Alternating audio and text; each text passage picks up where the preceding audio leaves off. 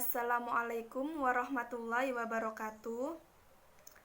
Perkenalkan, nama saya Nur Khalifah dari PGMI 2, mahasiswi Universitas Pesantren Tinggi Darul Ulum Jombang.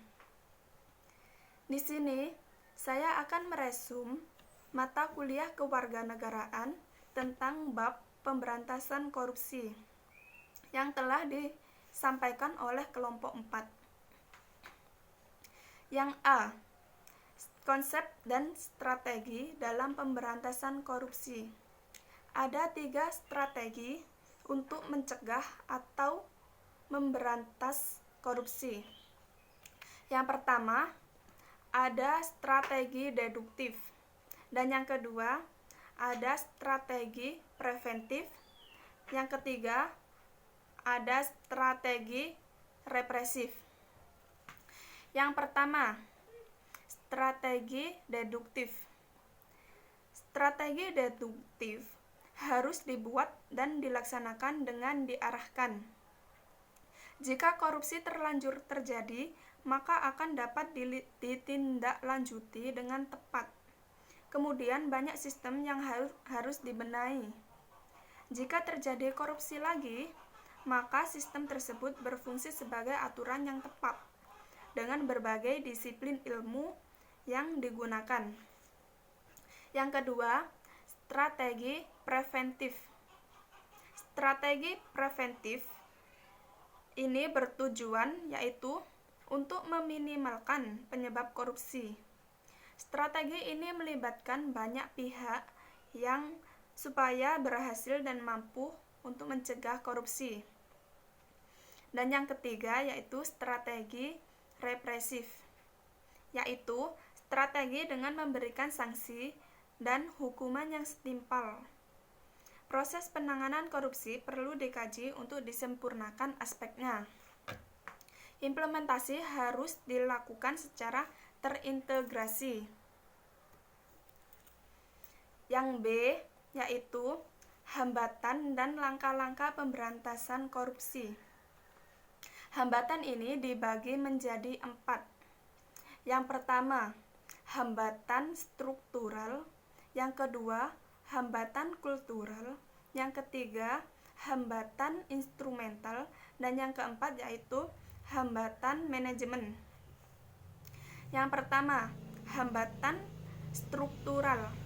Hambatan struktural yaitu hambatan yang bersumber dari praktik-praktik penyelenggaraan negara dan pemerintahan. Yang kedua, hambatan kultural. Hambatan kultural yaitu yang bersumber dari kebiasaan negatif yang berkembang di masyarakat. Yang ketiga, hambatan instrumental, yaitu hambatan yang bersumber dari kurangnya instrumen pendukung dan bentuk peraturan perundang-undangan. Yang keempat, yaitu hambatan manajemen, yaitu hambatan yang bersumber dari diabaikannya atau tidak diterapkannya prinsip-prinsip manajemen yang baik. Yang C, yaitu langkah-langkah pemberantasan korupsi untuk mengatasi berbagai hambatan korupsi. Itu dibagi menjadi 5. Yang pertama, mendesain ulang pelayanan publik. Yang kedua, memperkuat transparansi. Yang ketiga, meningkatkan pemberdayaan perangkat perundang-undangan. Yang keempat, tampaknya memasukkan ke lembaga pemasyarakatan atau di penjara. Yang kelima, penegakan hukum dalam pemberantasan korupsi ini harus dilakukan secara terpadu dan terintegrasi dengan satu tujuan, yaitu untuk memberantas korupsi. Yang D, yaitu upaya penindakan korupsi. Upaya penindakan korupsi ada 5. 1. Penanganan laporan pengaduan masyarakat. 2. Penyelidikan. Penyelidikan adalah serangkaian tindakan penyelidik untuk mencari dan menemukan suatu peristiwa yang diduga sebagai tindak pidana guna untuk menentukan dapat atau tidak dilakukan penyelidikan. Yang ketiga, penyidikan. Penyidikan adalah serangkaian tindakan penyidik untuk mencari serta mengumpulkan bukti yang dengan itu membuat terang tentang tindak pidana yang terjadi dan guna menemukan tersangkanya. Yang keempat, yaitu pelaksanaan putusan pengadilan atau eksekusi. Eksekusi yaitu pelaksanaan terhadap suatu putusan yang telah berkekuatan hukum tetap. Yang kelima, penuntutan. Penuntutan adalah tindakan penuntut umum untuk melimpahkan perkara pidana ke pengadilan negeri. Dan yang E, yaitu upaya pencegahan korupsi. Upaya pencegahan korupsi itu dibagi menjadi 4. 1. Penanaman semangat nasional. 2. Himbauan kepada masyarakat. 3.